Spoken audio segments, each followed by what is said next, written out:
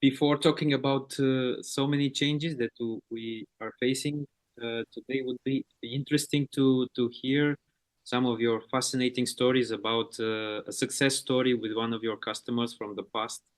Can you Oh, share? uh, well, there have been a few, obviously. I or me and my team, we've always been focusing very much on on on the production of silos and the direct accessories like the steel structures, catwalks, and so on. We have never been doing or manufacturing such handling equipment, elevators, dryers, and cleaners. So we have been approaching these customers or these companies who offer the turnkey solutions to their customers. Um, when we got the chance to work with a German company, we were asked for a very basic quotation. This almost a lifetime ago, but very basic quotation for one single very big silo. I think it was a 10,000 or 12,000 ton silo. And then I took the chance of this single quotation to visit this company. And during the meeting, I found out it was not only one silo, but it was 120 silos of the same size.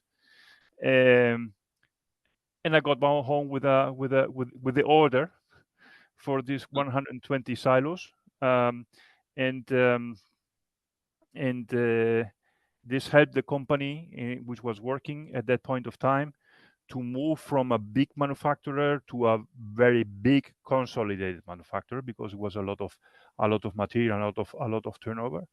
And some other success stories are minor in terms of volume, but satisfactory on a personal point of view. I remember this was about 3 years ago when I had another phone call from another engineering company where I had been bidding for a silo plant, and I lost it about a year before.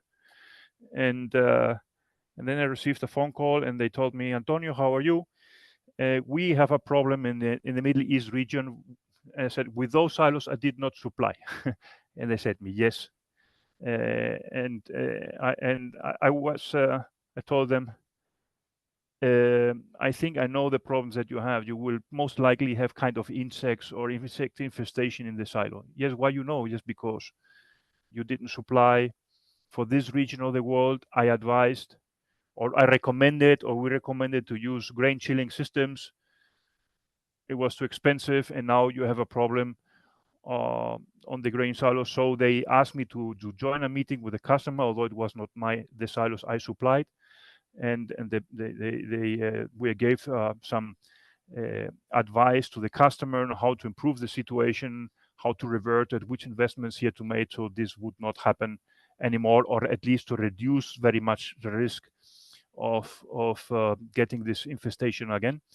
And he did. At the end, he did these investments, which was not very much. It was obviously a certain amount of money, but not as much as it was not worth investing in it to avoid this kind of problem. So this was a kind of personal satisfaction. I still have contact with all these companies, and and this was one of my small kind of success stories. Yeah, thank you. It's very important, uh, like you said earlier, that customers should consider more than just the cost or I don't know, only one factor.